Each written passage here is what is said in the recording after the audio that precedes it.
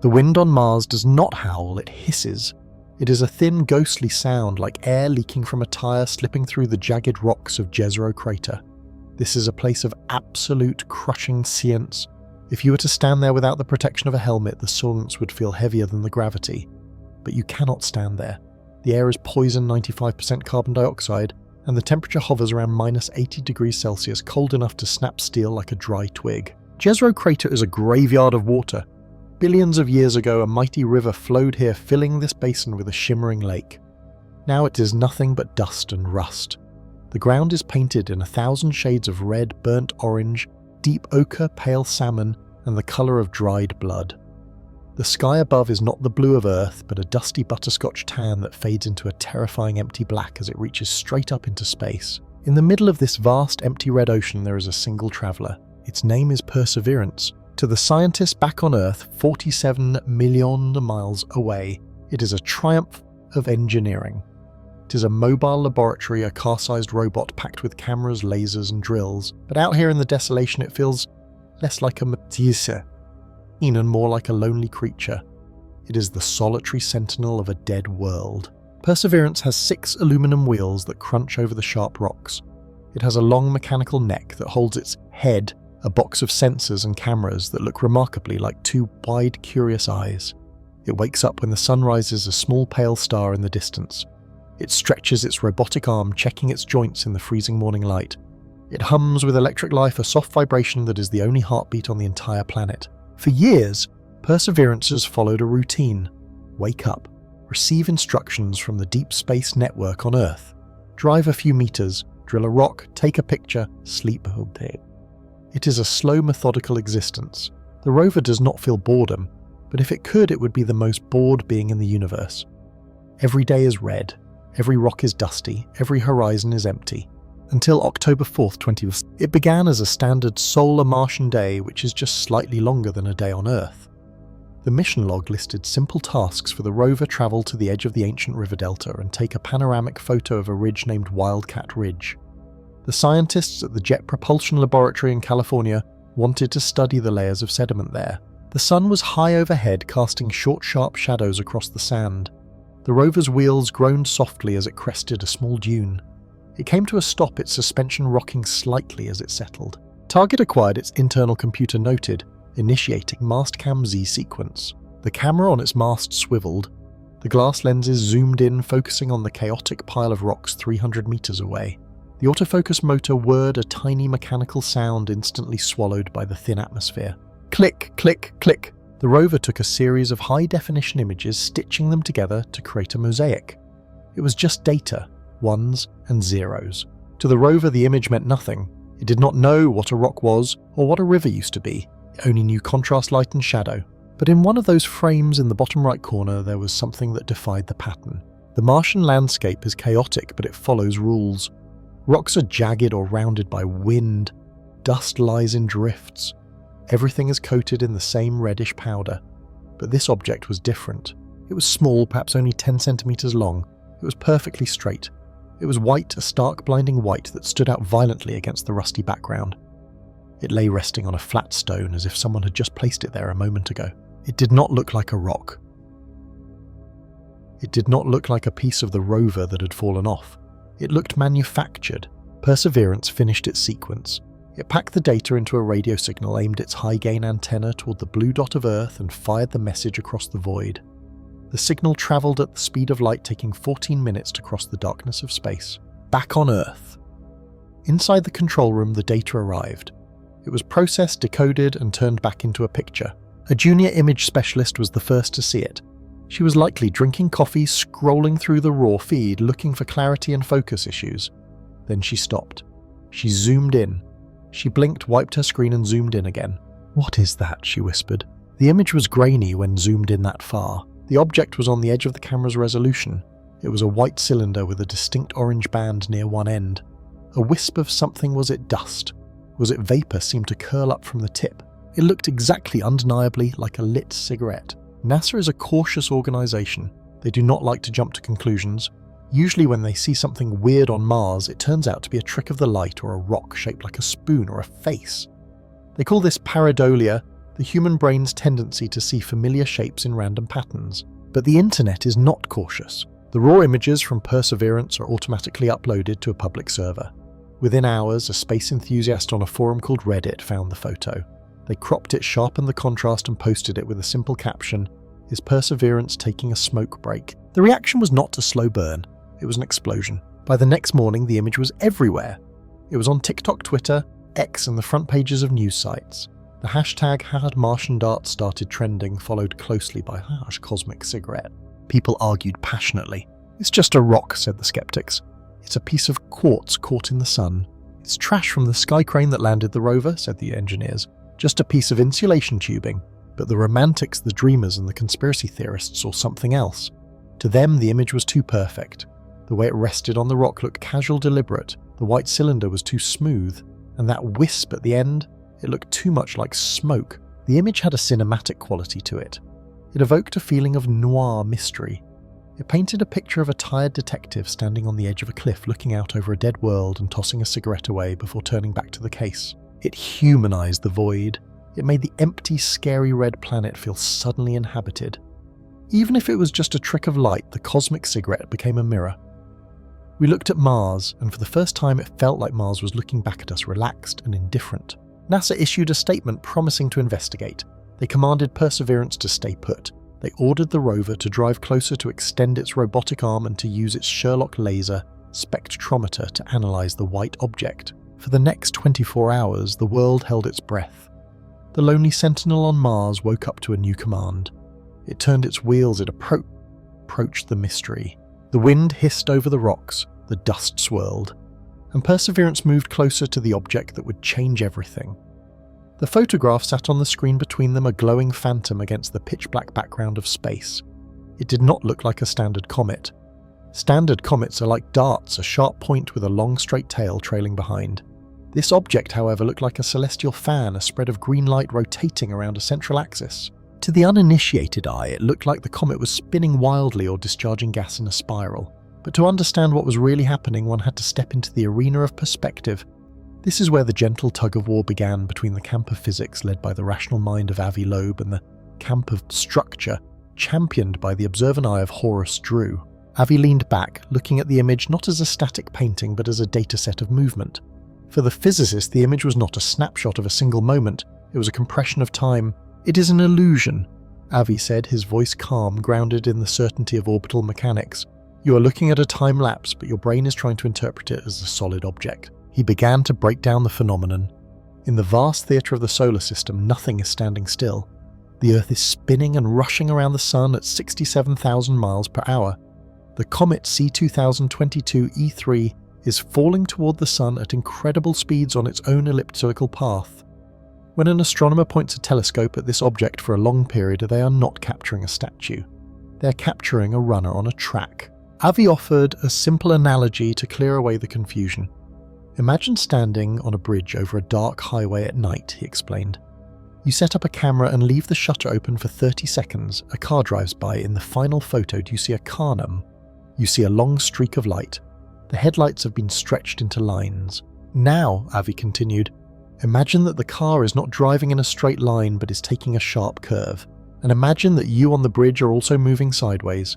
The line of light would not just be a streak, it would fan out. It would curve. That is what we are seeing here. The fan shape of the comet is simply the path the comet travelled while the camera shutter was open. It is the geometry of relative motion." For the camp of physics, the beauty was in the mathematics. The seemingly solid fan of light was actually a history of the comet's position over the course of the imaging session.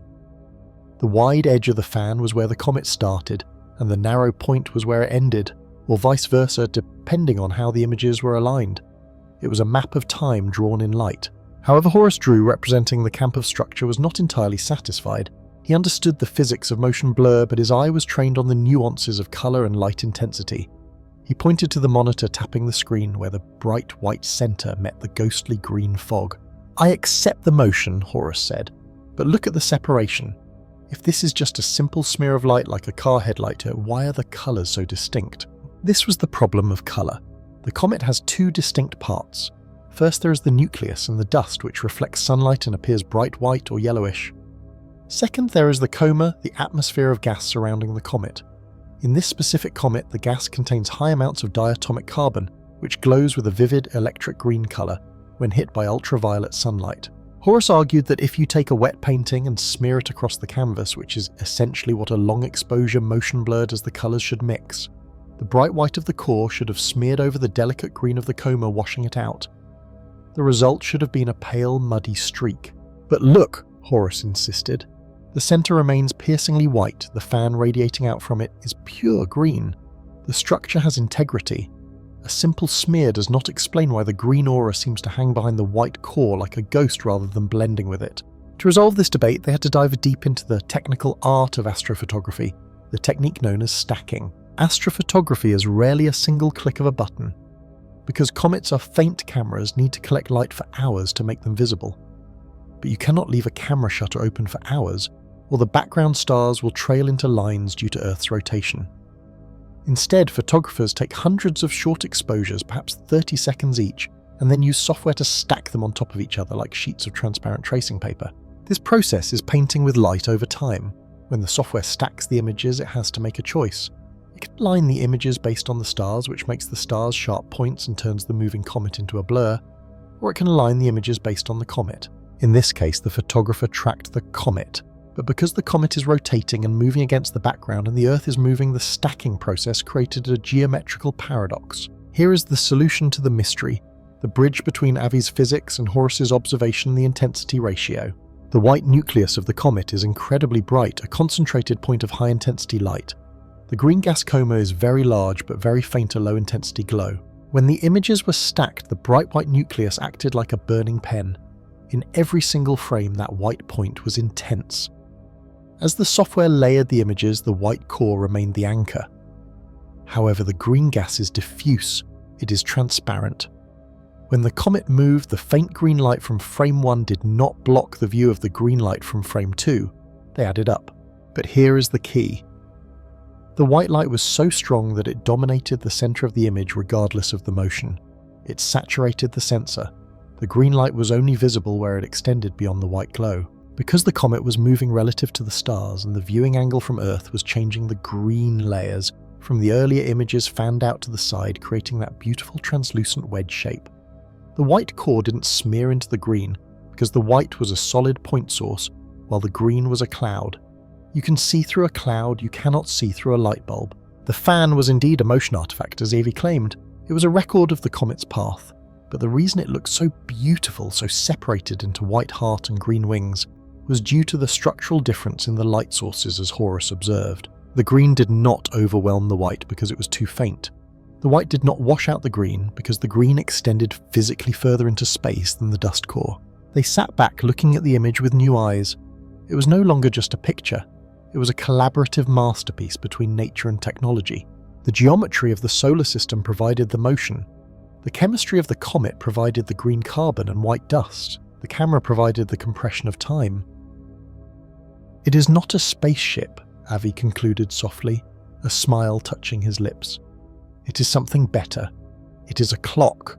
We are seeing the movement of the heavens frozen in a single frame. Horace nodded, tracing the arc of the green fan. And it proves that even when we know the math, he added, the universe still knows how to paint a picture that surprises us. The illusion of motion had been deconstructed not to destroy the magic, but to understand the recipe of the spell. The calendar on the wall flipped to October 1st. In the world of American politics, this date is often synonymous with bureaucratic headaches, budget fights, and the looming threat of a government shutdown. But this year, the timing was too perfect. It felt less like a stumbling block of democracy and more like a mechanism of control executed with the cold, sharp precision of a surgeon's scalpel. Usually when the United States government shuts down, it is a noisy, chaotic affair. National parks close their gates, passport applications sit in piles, and politicians argue on television.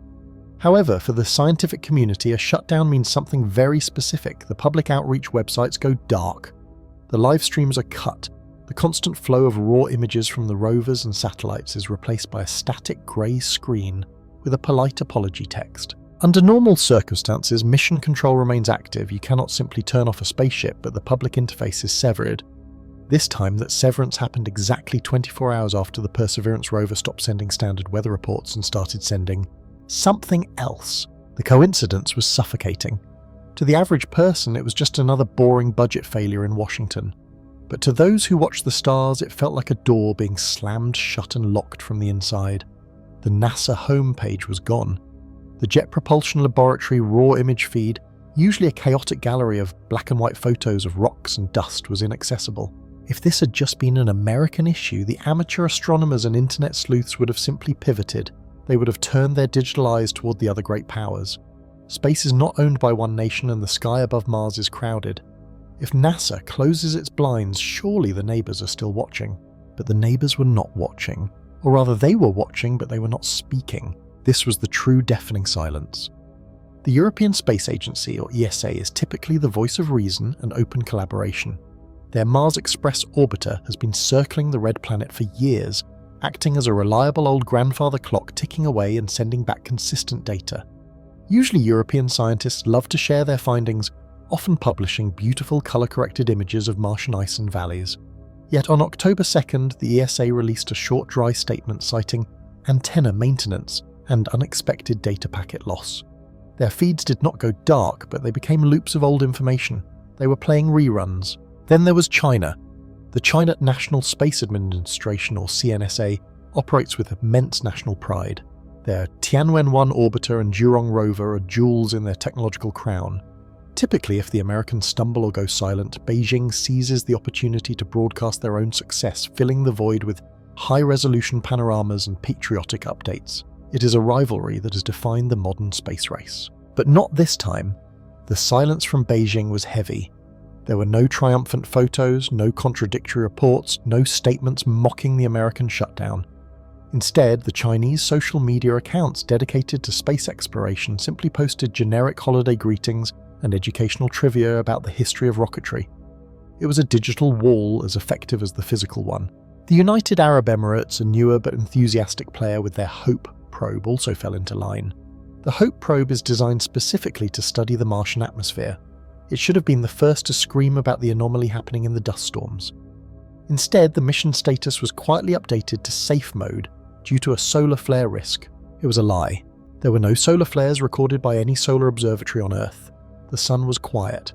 This coordinated silence was far more terrifying than any noise. It implied an agreement.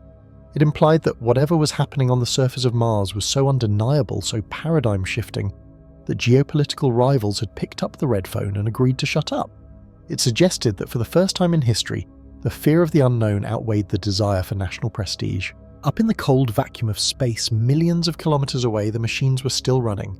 This is the haunting part of the silence. The hardware does not care about politics. The Mars Reconnaissance Orbiter, a massive American satellite, continued to swing over the Martian equator. His giant camera, HiRISE, which is powerful enough to spot a coffee table on the surface from orbit, was undoubtedly snapping thousands of gigabytes of data. Tianwen-1 was still tracing its elliptical path, its radar penetrating the dust clouds. The European Mars Express was still sniffing the upper atmosphere for traces of methane and water vapour. The UAE's HOPE probe was still tracking the weather patterns. They were all there, a ring of robotic eyes staring down at the same spot. They were witnessing the clearing of the dust. They were recording the strange geometric shadows emerging from the haze. They were measuring the impossible atmospheric changes. They were beaming all of this back to Earth in a constant invisible stream of ones and zeros. But that stream was hitting a dam. The data was arriving at the deep space network antennas in the deserts of California, Spain, and Australia.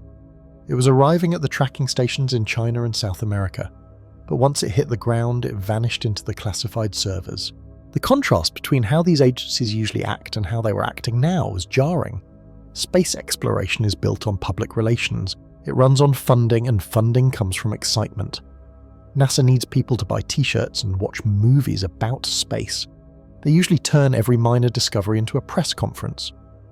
If a rover finds a rock that looks slightly like a flower, it is front-page news.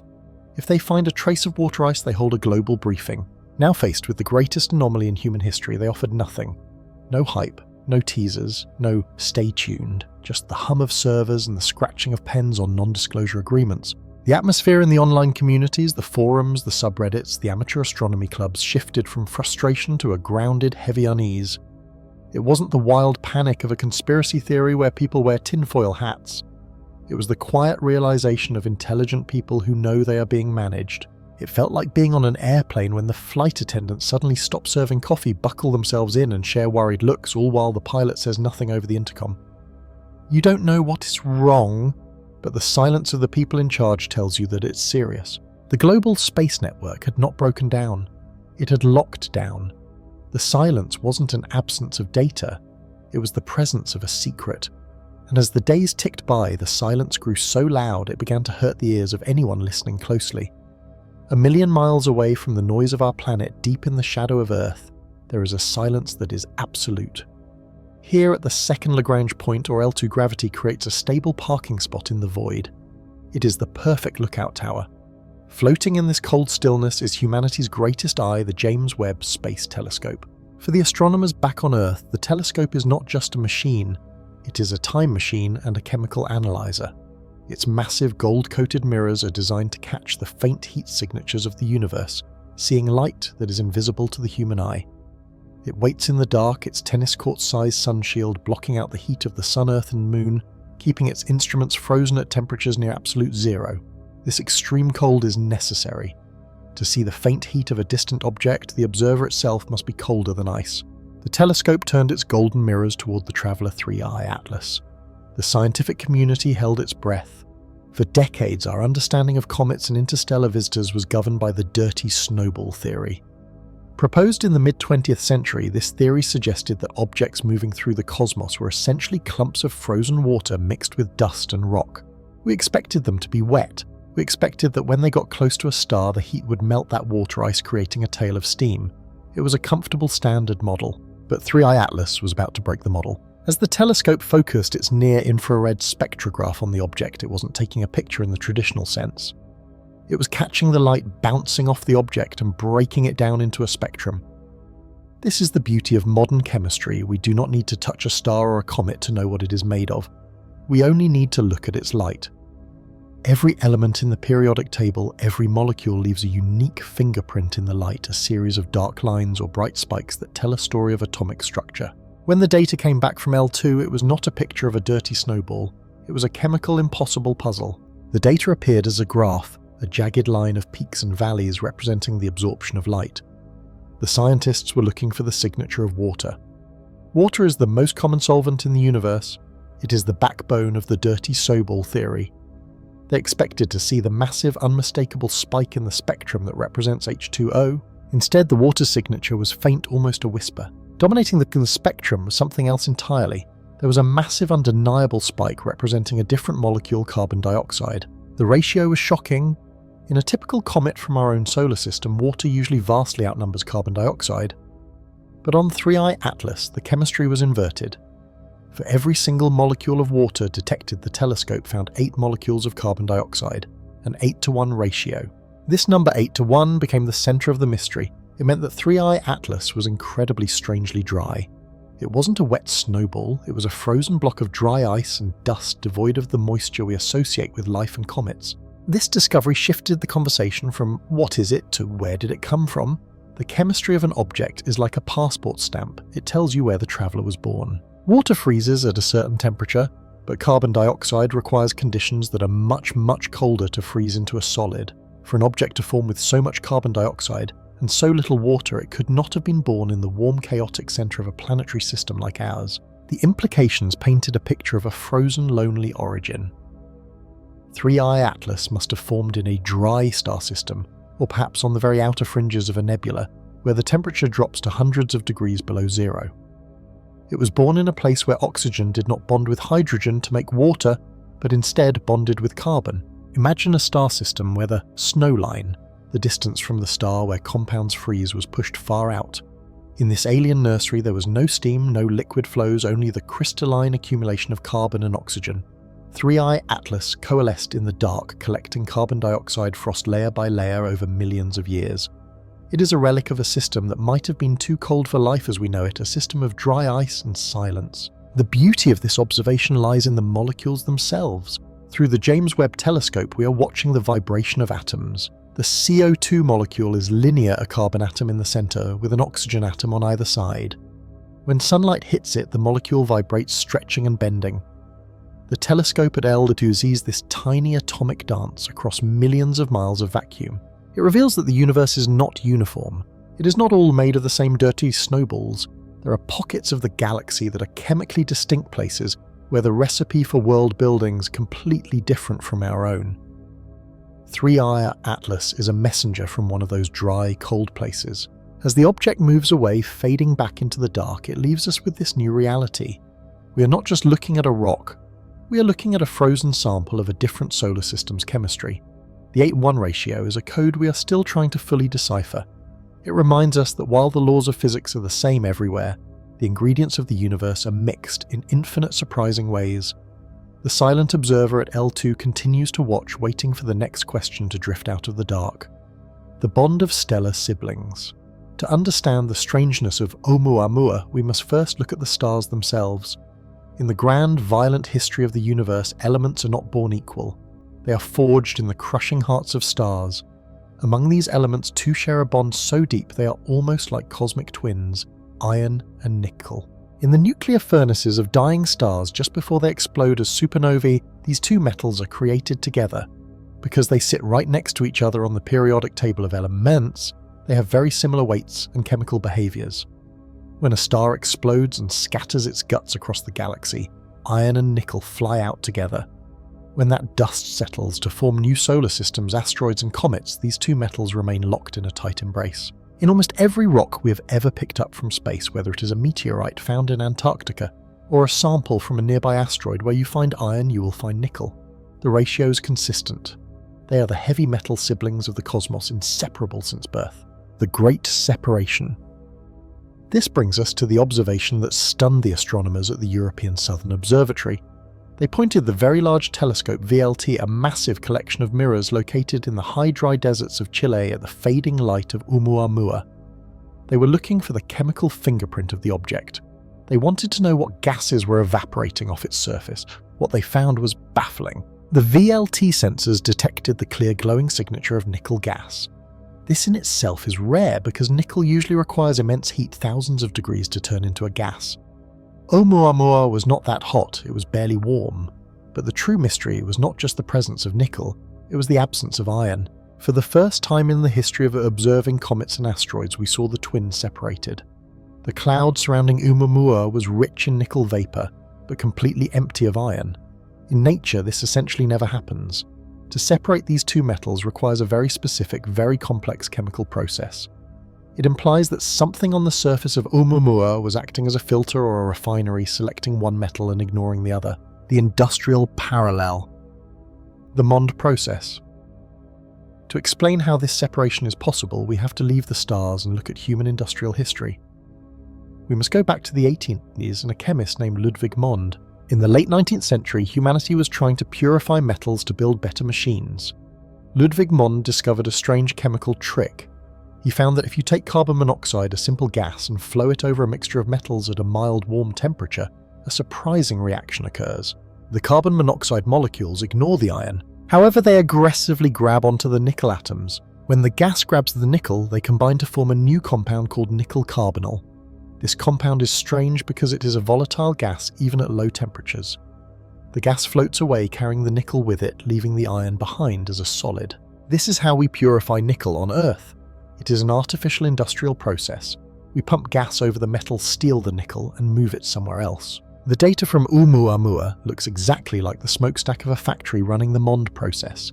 The surface of the object was likely rich in solid metals. As the sun warmed it, carbon monoxide ice on the surface may have turned to gas, reacted with the nickel metal, and streamed away into space, creating the jet that pushed the object. Because this chemical trick only works on nickel, the iron stayed stuck to the surface, invisible to our telescopes, a natural refinery or an artificial hull. This leads to a fascinating divergence in our theories: the natural view. It is possible that Oumuamua is a rare shard of a destroyed planet that had a very specific composition. Perhaps it is a chunk of a metal core that was coated in carbon monoxide ice. As it travelled through the deep freeze of space, nothing happened. But as soon as it felt the warmth of our sun, a natural version of the Mond process ignited. The object became a natural chemical engine, burning its own skin to move. The artificial view. However, we must also consider the alternative. Nickel alloys mixtures of metals are incredibly resistant to radiation and the harsh environment of space. If you were building a probe to survive for billions of years, you might coat it in a special nickel-based armor. If Oumuamua was an artificial object, a piece of technology or wreckage, the smoke we saw might not be a natural evaporation. It could be the erosion of the hull. We might have been witnessing the spacecraft's skin reacting with the space environment, shedding nickel atoms as it degraded. Or even more wildly, it could be a deliberate exhaust or waste product of an engine we do not understand. The power law, 8.43. The final piece of this puzzle is not chemical but mathematical. It is about how the object reacted to the sun. When a normal rock gets close to a fire, it warms up gradually. If you move a comet twice as close to the sun, it usually gets 4 times brighter or more active. This is a standard rule of physics, specifically an inverse square relationship. In the language of mathematics, we say the slope or the power of this reaction is usually around 2 or 4. When scientists plotted the activity of Oumuamua, how much gas it released as it got closer to the sun, the curve did not look like a normal comet. It was far too steep. The activity of Oumuamua followed a power law of approximately 8.43. The significance of the number 843. To visualize this, imagine a dimmer switch on a light bulb. Standard comet power of 2 or 4, you slowly turn the dial and the light gets steadily brighter. Oumuamua power of 843, you turn the dial just a tiny bit and the light suddenly explodes into blinding brightness. This high number suggests that the release of gas was not a simple melting process. Simple melting happens gradually. A power of roughly 8 suggests a trigger, or an activation. It implies that the process required a specific temperature threshold. Below that temperature, the object was dormant and silent, but the moment it crossed that thermal line, the chemical reaction and the extraction of the nickel kicked into overdrive. The verdict of the data. This is why the alchemy of iron and nickel is so central to the mystery. We are not just looking at a rock that got hot, we are looking at a complex system. We see an object that separated cosmic twins, iron and nickel, something usually done in factories, used a specific chemical reaction likely involving carbon monoxide to create thrust, activated aggressively the power law of 8.43 rather than melting passively. Whether this factory was assembled by the chaotic gravity of a dying planetary system, or by the hands of an ancient civilizations, the result is the same. Oumuamua was a machine made of metal and ice transforming the sun's heat into a journey back to the stars. The universe is usually a place of predictable colours. Old things are red and active things are often blue or white. But as the object approached the sun, it told us a story of colours that did not make sense. It began with the deep dull red of a dying ember, the colour of something that has been sleeping in the cold dark for billions of years. This is what we expect from ancient rocks or asteroids covered in organic dust. It looks like rust.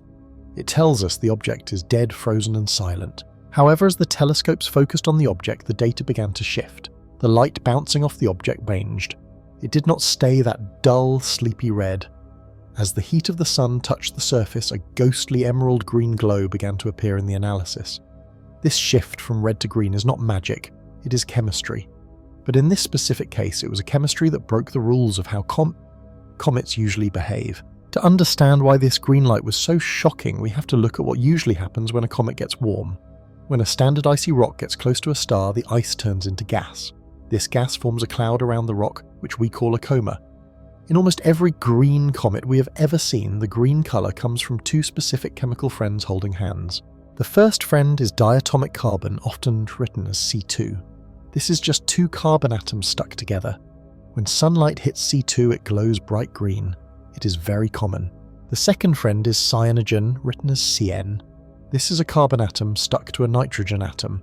It connects with the C2 and together they create that familiar green halo we see in photos of comets. Here is where the mystery deepens. When scientists looked at the light coming from this object to see what it was made of, they found the cyanogen. The instruments picked up the clear signature of carbon and nitrogen mixed together. But the C2 was missing. It was almost completely gone. This is incredibly rare. In nature, these 2 molecules are like smoke and fire. They almost always appear together. If you burn wood, you get smoke. If you melt a comet, you get both C2 and cyanogen. To see one without the other is what we call the smoke without fire analogy. We were seeing the smoke cyanogen of a comet, but the fire, the normal carbon chemistry, was not there. It was as if someone had lit a very specific type of match that only produced one type of gas.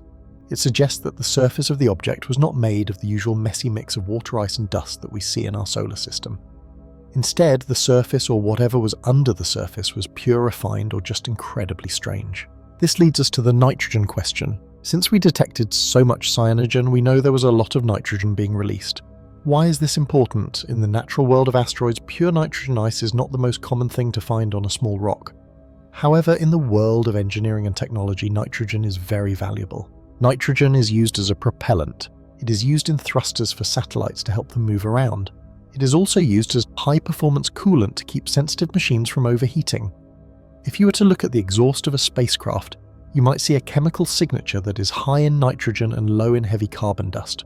If we look at the object as a natural rock, the lack of C2 is a baffling puzzle that requires complex theories to explain. But if we look at the object as an artificial device, the data fits perfectly. A vessel venting nitrogen gas to adjust its course, or a system leaking coolant as it heated up, would look exactly like this. It would produce the green of cyanogen without the heavy C2 cloud of a melting comet. This idea of a machine is supported by the threshold effect. When a natural ball of ice gets close to the sun, the melting process is usually gradual. It is like an ice cube on a kitchen counter. It melts a little bit, then a little more, and the puddle of water grows smoothly. The graph of the gas release usually looks like a smooth curve. The data from this object felt different. It did not feel like a slow natural warming. It felt like a switch had been flipped. The shift from the red dust to the green gas happened suddenly, as if a specific temperature or distance from the sun triggered an event. It was not a rock sweating in the heat, it was a system coming online.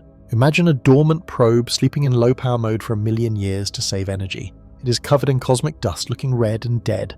Then its sensors realize it is close to a star. The solar panels or collectors wake up. The internal heaters turn on. The thrusters fire a burst of gas to stabilize the rotation. At that exact moment, to an observer on Earth, the object would suddenly change.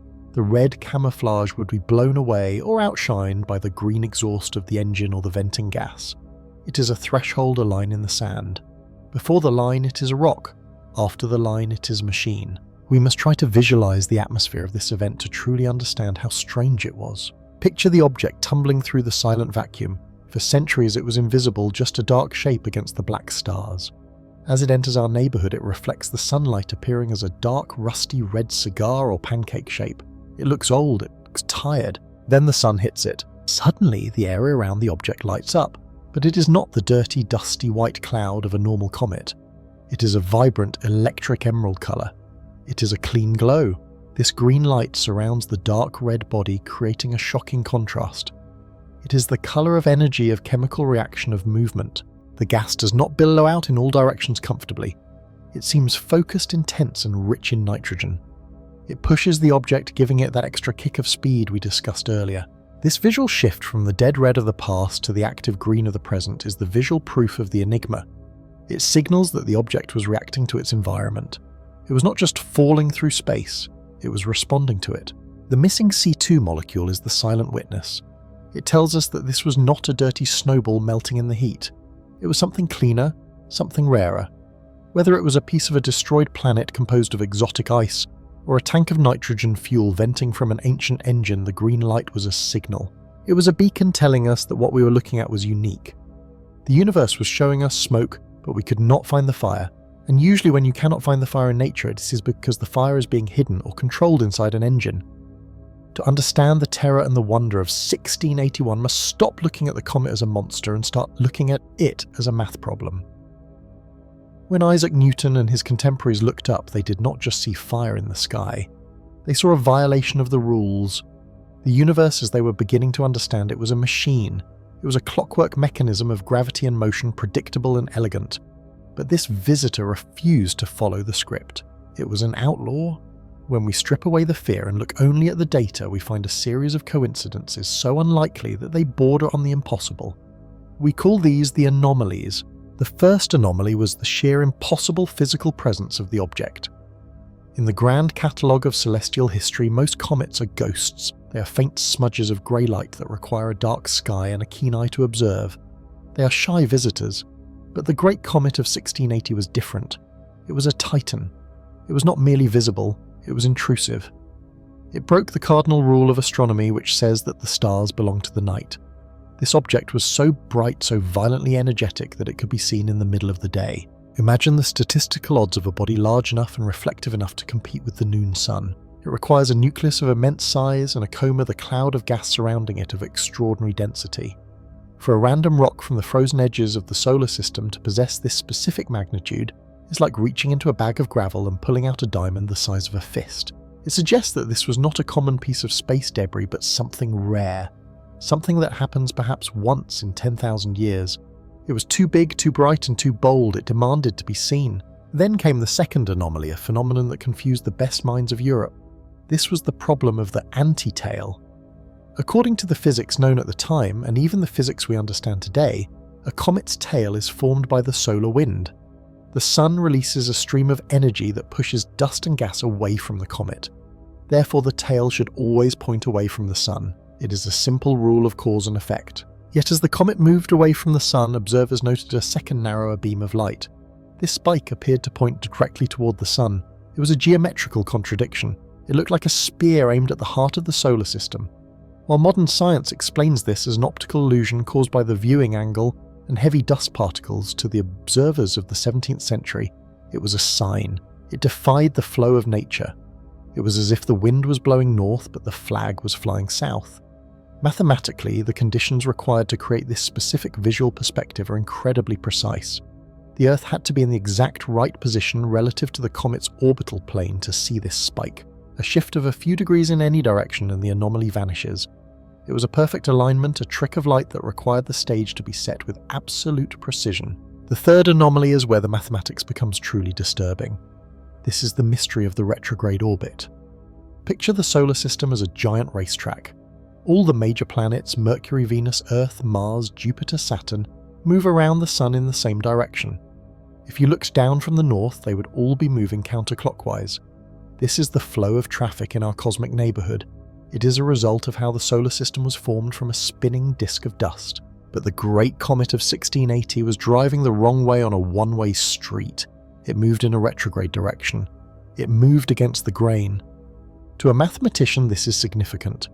If you throw 1,000 coins into a whirlpool, they will eventually all spin in the same direction. To find one heavy coin spinning aggressively against the current requires a separate force, a different origin to story. It implies that this object did not belong to the peaceful family of planets. It was an intruder. The probability of a random object entering the inner solar system is one thing. The probability of it entering with enough energy to maintain a stable path while fighting the gravitational flow of the entire system is much lower. It suggests a trajectory that was high energy and chaotic. Then we arrive at the fourth and fifth anomalies, which concern the geometry of the path and the terrifying closeness of the encounters. These are the anomalies of the orbital plane and the planetary encounters. Most things in our solar system sit on a flat surface. If you put the sun on a dinner table, the planets roll around it on the table's surface. We call this the ecliptic plane. Comets, however, usually come from all directions, from high above the table or deep below it. But this comet did something strange. It approached at a very sharp angle, cutting through the system, yet its path brought it almost perfectly in line with the Earth's orbit at critical moments. It did not just pass through, it skimmed the edges of disaster. The calculations showed that the comet passed perilously close to the Sun. The number is terrifying. It passed within roughly 200,000 kilometers of the Sun's surface. In astronomical terms, that is not a near miss. That is a graze. It is the thickness of a sheet of paper. The speed at this point was unfathomable, hundreds of kilometers per second. If the comet had been slightly closer, it would have been consumed by the Sun. If it had been slightly further away, it would not have developed the magnificent tail that terrified the world. It threaded a needle. Furthermore, its path intersected the plane of the Earth. This is the 5-degree problem. The inclination, the tilt, was such that it brought the comet into a region where it could interact with the planets. It was not a distant passerby. It entered the room. The mathematical odds of a random object from the Oort cloud, the distant shell of icy debris falling toward the Sun and arriving at a perihelion. The closest point that is so small without hitting the Sun are astronomical. It is like dropping a marble from the top of a skyscraper and having it land in a cup on the sidewalk without touching the rim. When we combine these factors, the atmosphere shifts from observation to philosophy. We must contemplate the nature of coincidence. One anomaly is an oddity. Bright comet is rare, but it happens. 2 anomalies are a curiosity. A bright comet moving backward is strange but possible. 3 anomalies are a pattern. 5 anomalies create a mystery that demands an answer. William Whiston and Isaac Newton looked at these numbers and saw a story. They asked the ultimate question, is this luck or is this design? If you believe in pure luck, you must accept that the universe rolled the dice 5 times in a row and rolled a perfect 6 every time. You must believe that a rock of the perfect size, travelling at the perfect speed, entered the system at the perfect angle, avoided the sun by a hair's breadth, and put on a display that perfectly aligned with the Earth's perspective. The statistical probability of all these independent variables occurring in a single object is infinitesimal. It is a number with so many zeros that the human mind cannot comprehend it. To the mathematical mind, luck is just a word we use when we do not understand the variables. When the odds become too long, the mathematician stops believing in chance and starts looking for the variable that rigged the game. For Newton, the variable was God. For Whiston, the variable was a divine script, where the comet was a tool, a hammer kept in the cosmic toolbox, waiting for the precise moment it was needed to strike. The rhythm of the numbers tells us that this was not a wandering stone. It was a targeted event. The precision of the orbit, the impossible survival of the sungrays, and the visual spectacle were not random noise. They were a signal. The universe was not just a clock, it was an alarm clock, and in 1680 the alarm went off. The data does not lie. It suggests that the chaos we see is actually a very complex form of order, one where the most terrifying events are timed to the split second. The comet was not floating, it was aimed. The hum of the server room usually felt like a lullaby, a steady rhythm that promised order and logic. But tonight the sound felt different. It felt like a countdown. The coffee in my mug had gone cold hours ago, but my hands were shaking too much to care about caffeine. On the main monitor, the 7th anomaly had just finished processing. We had been calling them anomalies to keep ourselves grounded, to keep the panic at bay, but the 7th one refused to be just a glitch. It was not just a spike in the data, it was a map. Sarah, David whispered, his voice cracking slightly. He didn't point at the screen, he just stared at it, his face illuminated by the blue glow of the spectral analysis. Look at the coordinates, look at the source of the trajectory. I leaned in my eyes, tracing the lines of the star chart we had projected. The signal wasn't coming from the random noise of the deep universe. It had a specific origin point, a precise address in the cosmic neighbourhood. It was coming from the constellation Sagittarius. Specifically, it was originating from the star cluster Messier 55. A cold shiver distinct from the air conditioning walked down my spine. I knew this region of the sky. Every astronomer knew this region. It was hallowed ground. It was a graveyard of unanswered questions. The Chi Sagittarius star group, I said, my voice barely above a whisper. That's where the Big Ear telescope was pointing. The room seemed to stretch, the walls falling away as time folded in on itself. Suddenly it wasn't just us in a modern lab with supercomputers. In my mind, I was transported back to a humid night in August 1977. I thought of Jerry Amon, a man I'd never met but whose shadow loomed over my entire career. He had been looking at computer printouts, stacks of paper with numbers on them when he saw it.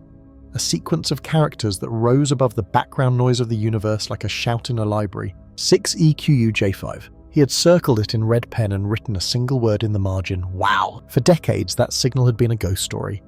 It appeared once, lasted for 72 seconds, and then vanished. We had searched for it again and again. We pointed better, stronger ears at the sky, begging the silence to break, but the universe had remained stubborn. Until now. The frequency matches, David said, typing furiously, now bringing up historical data to overlay with our current readings. It is centered exactly on the hydrogen line, 1420 megahertz, the universal water cooler frequency. It's where you go if you want to talk to your neighbours. It's not just a match, David, I replied, realising the implication. It's an answer.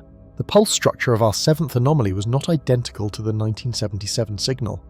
It was richer, more complex.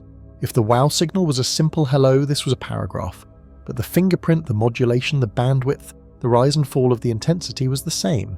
It was the same voice, just speaking a different sentence. This is where the fear began to bleed into the excitement.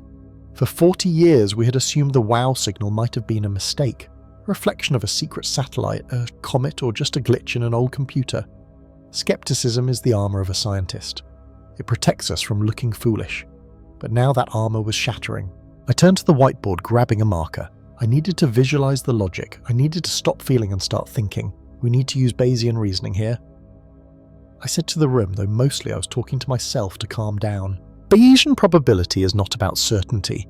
It is about how we update our beliefs when we get new evidence. It is a mathematical way of changing your mind. Start with our prior belief, I said, drawing a large circle. Yesterday, the probability that the WOW signal was extraterrestrial intelligence was low, maybe 5%. We assumed it was noise because we never heard it again. I drew a second intersecting circle. Now we have new evidence. We have a signal from the exact same region of the sky on the exact same frequency with the same mathematical structure arriving decades later. In Bayesian terms, the likelihood of this happening by coincidence is almost zero. If you hear a knock at your door once, it might be the wind. That is your prior belief. But if you hear a knock, wait an hour and hear the exact same rhythmic knock again, you have to update your belief. It is no longer the wind. Someone is standing on your porch. The cost of being wrong, David murmured, picking up on my train of thought. That's the other part of the equation, right? Exactly, I nodded. In statistics, we talk about false positives and false negatives. A false positive means we say it's aliens and we are wrong. The cost, we look stupid. We lose funding. We are embarrassed. I paused, looking at the waveform on the screen, which was pulsing gently like a heartbeat. But a false negative, I trailed off. A false negative means we dismiss this. We say it's just interference. We ignore the call. The cost of that error is infinite. We miss the most important moment in human history. We remain alone in the dark because we were too afraid to turn on the light. The atmosphere in the room shifted from frantic energy to a heavy, solemn reverence. We were standing on the edge of a cliff. We realized that the 1977 signal wasn't a one-time event. It was a beacon. It was a lighthouse sweeping its beam across the galaxy. The Earth had just happened to drift into the beam for 72 seconds back then. And now, 40-some years later, the beam had returned, or perhaps we had finally drifted back into the light. I felt a sudden, overwhelming wave of nostalgia for a time I hadn't lived through. I imagined Jerry Amon going home that night in 1977, wondering if he had just changed the world only to watch the world move on uninterested. I felt a deep, aching connection to him. We were two people separated by time, holding opposite ends of the same string. Is it a threat? Someone asked from the back of the room. It was the question we all avoided, the dark undercurrent of the Fermi paradox. If they are out there and they are this powerful, are they friendly? We don't know, I admitted. But look at the data. It's not aggressive. It's on the hydrogen line, the frequency of basic science of neutral hydrogen. It's the frequency of peace, or at least of common ground. You don't scream war cries on the frequency of the most fundamental element in the universe. You use it to say, we are here, we are like you. The screen flickered. The seventh anomaly was looping, repeating its complex message. It wasn't just a signal, it was a package. It contained layers. We need to decrypt this, David said, his fingers hovering over the keyboard. This isn't just a beep, there is data inside the carrier wave. I looked at the clock, it was 3 a.m. Outside, the world was asleep. People were dreaming of their jobs, their bills, their small arguments. They had no idea that the sky above them was no longer empty. They had no idea that the echoes from the past had finally caught up to the present. Update the priors, I whispered to the empty coffee cup. The probability is no longer 5%, it is near certainty. We weren't just listening to ghosts anymore. The ghosts were speaking back. And for the first time in history, we had the technology to understand what they were saying. The nostalgia faded, replaced by a sharp, electric, terrifying clarity. Open the channel, I ordered. Let's see what they have been trying to tell us since 1977. 3,000 miles away from the quiet hum of the laboratory servers, the atmosphere in Washington, D.C. was curdling into something thick, opaque, and deeply paranoid. If the laboratory was the brain of the operation trying to process raw data and mathematical impossibilities, Washington was the nervous system, and it was currently suffering a panic attack. The transition from a scientific curiosity to a national security crisis did not happen gradually. It happened the moment the signal strength stabilized at steady intervals of 1,420 megahertz. In the halls of the Capitol, the pure pursuit of knowledge died a quick death, replaced instantly by the terrified calculus of power. The question was no longer, what is it, but who controls it? And more dangerously, what happens if the public finds out before we have a plan? The first public crack in the dam appeared on Sunday morning television. Stephen Miller, a figure usually operating in the background of political strategy, found himself thrust under the hot studio lights of a major news network. The strategy crafted by the White House communications team was delicate. They could not lie directly because too many civilian astronomers had already seen the preliminary data. But they could not tell the truth because the truth sounded like the plot of a science fiction movie. The interview was a masterclass in the non-denial denial. When the anchor pressed him on the rumours of a coherent signal originating from the Proxima Centauri sector, Miller did not blink. He leaned forward, his face a mask of practiced calm. He spoke about anomalous atmospheric readings and calibration errors in deep space telemetry. He used words that sounded heavy and serious but meant absolutely nothing. He said that the government was monitoring a situation regarding unverified data packets. It was a sentence that technically admitted the existence of the data while stripping it of all wonder and terror. He did not say aliens, he did not say technosignature. He turned the most profound discovery in human history into a paperwork issue. But for those watching closely, the tension was visible in the way he gripped the arms of his chair. He was trying to put a lid on a volcano and the heat was already burning his hands. This ambiguity only poured gasoline on the fire. The silence from the executive branch invited chaos from the legislative branch. By Tuesday, the polite friction between the scientists and the state exploded when Representatives Tim Burchett and Anna Paulina Luna arrived at the research facility. These were not politicians content with reading a briefing paper in a secure room. They were the disruptors, the ones who had built their reputations on demanding transparency regarding unidentified anomalous phenomena. Their arrival at the facility was a collision of two different worlds. The scientists were dressed in jeans and worn-out t-shirts running on caffeine and the adrenaline of discovery. The politicians arrived in sharp suits flanked by aides and cameras that were stopped at the perimeter fence. Inside, the atmosphere was hostile. Representative Burchett, known for his folksy but sharp demeanour, bypassed the administrators and walked straight to the primary terminal. He wanted to see the raw feed.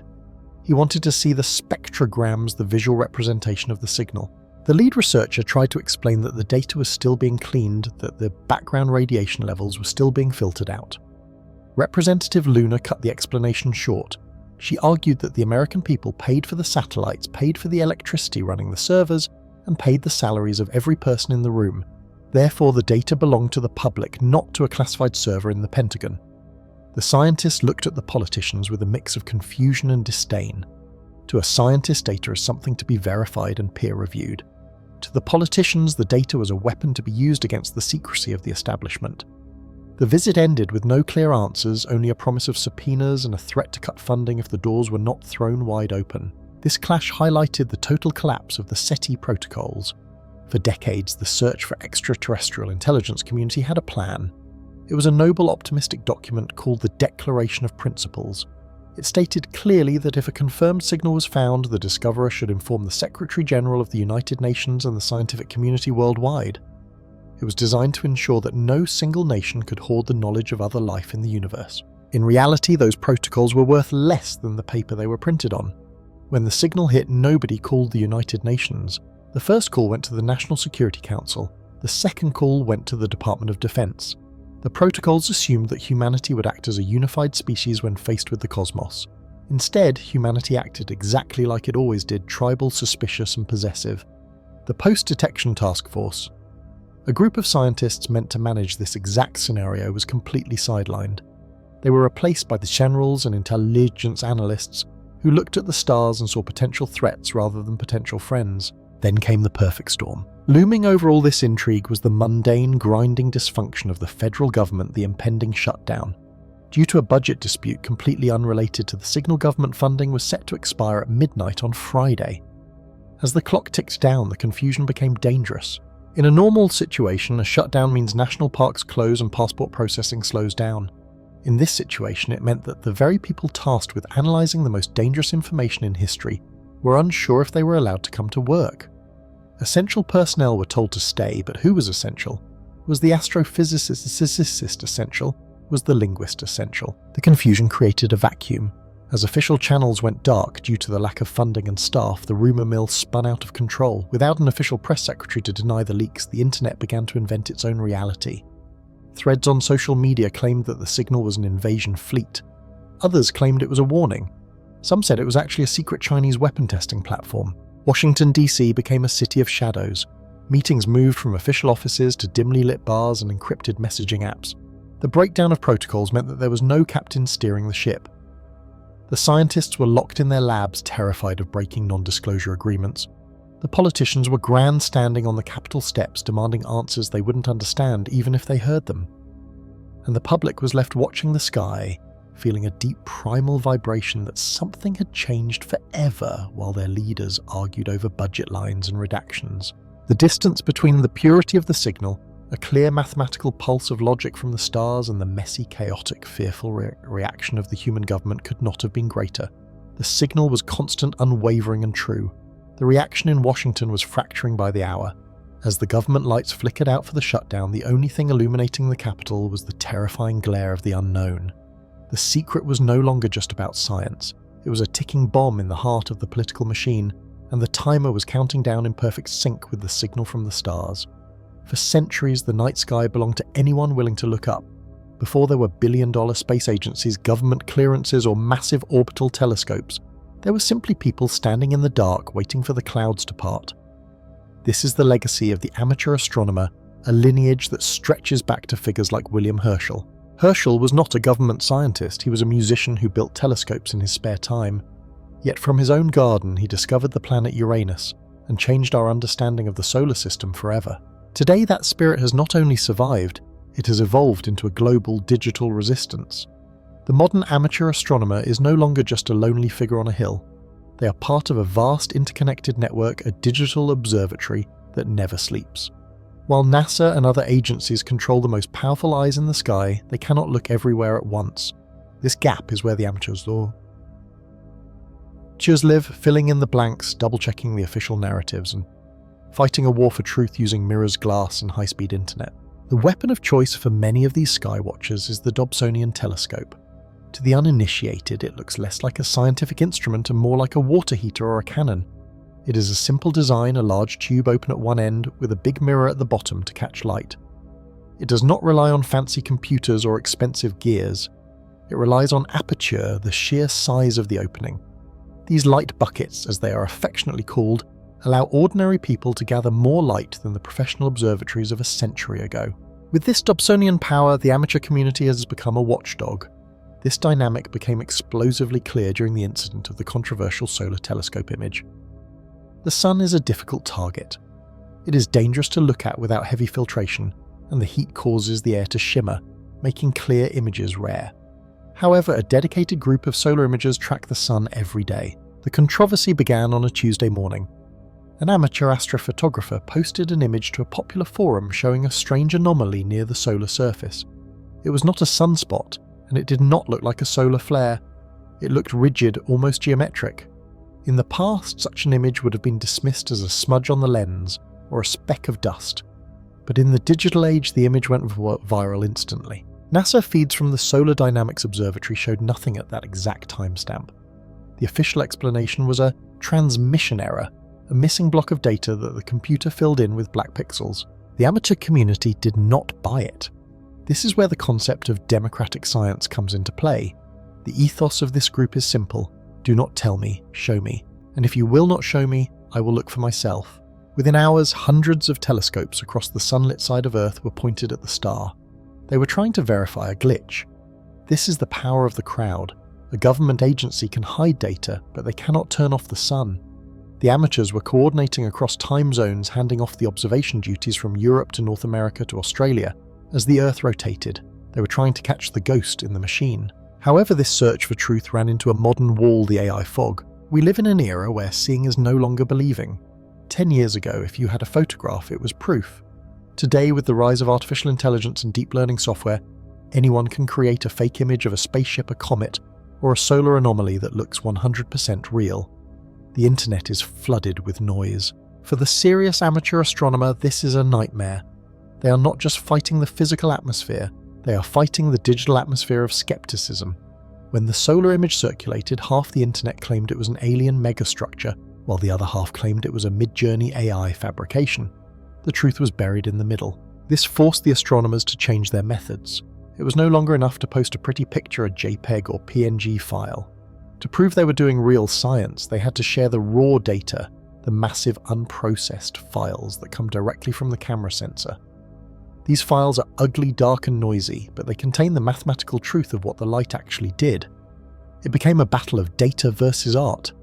The amateurs had to become forensic scientists analysing pixel patterns to prove that their images were not generated by a computer algorithm. The struggle to see clearly is twofold. First, there is the literal atmosphere. The air we breathe is the enemy of the astronomer. It acts like a swimming pool. When you look up through it, objects waver and blur. Heat rising from rooftops, jet streams high in the sky, and humidity all conspire to destroy the image. An astronomer might spend 4 hours standing in the freezing cold, waiting for just 3 seconds of steady air where the image snaps into focus. It requires immense patience and a high tolerance for physical discomfort. Then there is the metaphorical atmosphere, the chaos of the internet. The community forums are wild places. They are filled with brilliant engineers, retired professors, enthusiastic teenagers, and unfortunately trolls and conspiracy theorists. It is a messy, loud, and chaotic environment. Yet despite the noise, there is a purity to the mission. This is the human side of the story. Why do they do it? Why spend thousands of dollars on equipment and stay awake until 4 in the morning on a work night? It is because of a deep primal need to know what is out there. There is a profound distrust of the gatekeepers. Many in the amateur community feel that science has become too institutionalized, locked away in ivory towers and behind classified firewalls. They believe that the universe belongs to everyone. In the end, the solar anomaly turned out to be a mix of both truths. The object was likely a transient magnetic filament, a natural phenomenon that looked geometric due to the angle of view and the low resolution of the amateur equipment. It was not an alien ship, but it was also not a NASA cover-up. But the result of the investigation was more important than the object itself. It proved that the digital observatory works. It proved that thousands of ordinary people armed with light buckets and laptops could mobilize instantly to fact-check the official narrative. They pushed through the physical clouds and the digital fog to see the reality with their own eyes. The legacy of William Herschel lives on. The equipment has changed, mirrors are bigger, cameras are digital, and the internet connects them all. But the spirit remains the same. It is the stubborn, beautiful insistence that the sky is open, the truth is up there, and anyone with the will to look has the right to find it. The date: October 29th, 2025. The calendar on the wall of the Mission Control Center seemed to mock the scientists sitting beneath it. It was October 29th, 25. On Earth, the weather was changing with the seasons, but out in the vacuum of space, the environment was governed only by the raw, violent power of the sun. This was the day of perihelion. In orbital mechanics, perihelion is the point where an orbiting body comes closest to the star it is circling. For months, the world had watched the mysterious object approach from the dark outer edges of the solar system. We had tracked its speed, calculated its trajectory, and argued over its origin. But today, the mathematics turned into physical reality. Today, the object was no longer just a dot on a screen. It was a traveller skimming the surface of a nuclear furnace. The tension in the room was thick, a heavy silence broken only by the hum of computer servers and the nervous tapping of fingers on desks. We were waiting for data that was becoming harder and harder to get. The physics of perihelion. To understand the fear in the room, one must understand the physics of this specific moment. Gravity is like a deep valley. As an object falls into this valley toward the sun, it picks up immense speed. Right now, the object was moving faster than anything humans had ever built. It was screaming through space at hundreds of kilometers per second. At this proximity, the sun is not just a light source, it is a monster. The heat is unimaginable, capable of melting metal and vaporizing rock instantly. The radiation is a constant storm of high-energy particles that can fry delicate electronics in a microsecond. But the heat was not the only danger. There was also stress. When an object gets this close to a massive gravity source like the sun, it experiences tidal forces. Imagine the gravity pulling harder on the front of the object than on the back. This difference stretches the object, pulling it apart. If the visitor was a simple comet, a loose collection of ice and dust, the sun should have torn it into pieces by now. It should have disintegrated into a cloud of harmless steam and gravel. But it had not broken. It remained solid, it remained whole. This durability suggested that whatever was under that crust was strong, perhaps a dense metallic core, or perhaps something engineered to withstand the fires of hell. The cruel geometry. The true horror of October 29th, however, was not the heat, it was the blindness. By a cruel twist of cosmic geometry, the Earth was currently located on the absolute wrong side of the solar system. If you were to draw a line from Earth to the object, that line would pass directly through the center of the sun. We call this a solar conjunction. From our vantage point on the ground, the object was lost in the glare. It was like trying to spot a tiny moth flying behind a blinding spotlight. Our optical telescopes were useless. Pointing them near the sun would destroy their sensors. Even our radar signals were ineffective. The sun emits so much radio noise, static and interference that trying to bounce a radar signal off the object was like trying to hear a whisper during a rock concert. We were effectively blind. The object had entered the blind spot. It had slipped behind the curtain of the sun, and for the next 48 hours we would have no direct line of sight. It was alone in the fire. The Oberth maneuver. This blindness terrified the military strategists and the physicists for one specific reason: the Oberth effect. This is a principle of spaceflight named after Hermann Oberth, one of the fathers of rocketry. The rule is simple: a rocket engine is most efficient when it is moving fast. If you want to change your orbit, if you want to make a sharp turn or gain a massive amount of speed to shoot out toward a new target, the best time to fire your engines is at the point of perihelion when your velocity is highest. If you fire your engines while you're deep in the gravity well close to the star, you get more bang for your buck. The energy multiplies. The speculation running through the scientific community was chilling. If this object was indeed an artificial ship, and if it intended to change its course to intercept Earth, this was the moment it would do it. It would use the sun's gravity as a slingshot. It could fire its thrusters while hidden in the blind spot, using the Oberth effect to drastically alter its path. Because we could not see it, we would not know if it had changed course until it emerged from behind the sun. It could enter the blind spot on a safe trajectory and exit on a collision course. We were waiting to see if the rock would turn into a missile. The available eyes. Since Earth was blind, we had to rely on our robotic sentries stationed elsewhere in the solar system. We turned to the few spacecraft that had a different viewing angle. SOHO, Solar and Heliospheric Observatory. This old satellite, launched decades ago, sits between Earth and the Sun. It has a special instrument called a coronagraph. This device creates an artificial eclipse blocking out the main disk of the Sun so it can see the atmosphere around it. SOHO was our best hope. We were all glued to the grainy black and white images it sent back, looking for a tiny pixel moving against the background of solar storms. Parker, Solar Probe. This was humanity's fastest spacecraft designed to dive into the Sun's atmosphere. By chance, Parker was near the Sun at the same time. However, Parker was designed to look at magnetic fields and particles, not to take high-resolution pictures of distant asteroids. It was close, but it was looking at the plasma, not the visitor. Still, we hoped its sensors might detect a magnetic disturbance if the object used an engine. JUICE. Jupiter, Icy Moons, Explorer. Far away, heading toward Jupiter. This European probe looked back across the solar system. From its distant perspective, the Sun and the object were separated enough to be seen, but the distance was vast. To JUICE, the object was just a faint speck of light. Atmosphere, the weight. The atmosphere inside the control rooms around the world was heavy. It felt less like a science laboratory and more like a submarine rigging for silent running. Nobody spoke loudly. People drank stale coffee and stared at screens that showed only static or old data. The simulation on the main screen showed a red line, the object curving around a yellow sphere, the Sun. The little icon representing the object was currently behind the yellow sphere. We were in the dark. Every hour the position was updated based on mathematical predictions, not real observations. We were assuming it was following the laws of physics. We were assuming it was just a rock. But in the back of every mind was the Oberth maneuver. If the object fired an engine now, that red line on the screen was wrong. If it accelerated now, the math would change instantly. We watched the clock tick. We watched the solar flare monitors waiting for a sign. The Sun was screaming with energy, blinding us with light, hiding the intruder in its fiery embrace.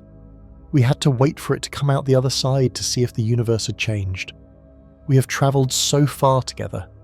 We have moved past the rocky silence of the Moon, drifted through the red dust of Mars, and sailed across the rings of Saturn. We have counted the stars and felt the cold, quiet embrace of the void. Now the engines of our imagination are powering down. The hum of the ship fades into a gentle, rhythmic vibration, barely there, just enough to let you know you are safe. Just enough to let you know you are held. The view outside the window is no longer rushing by. We are drifting now.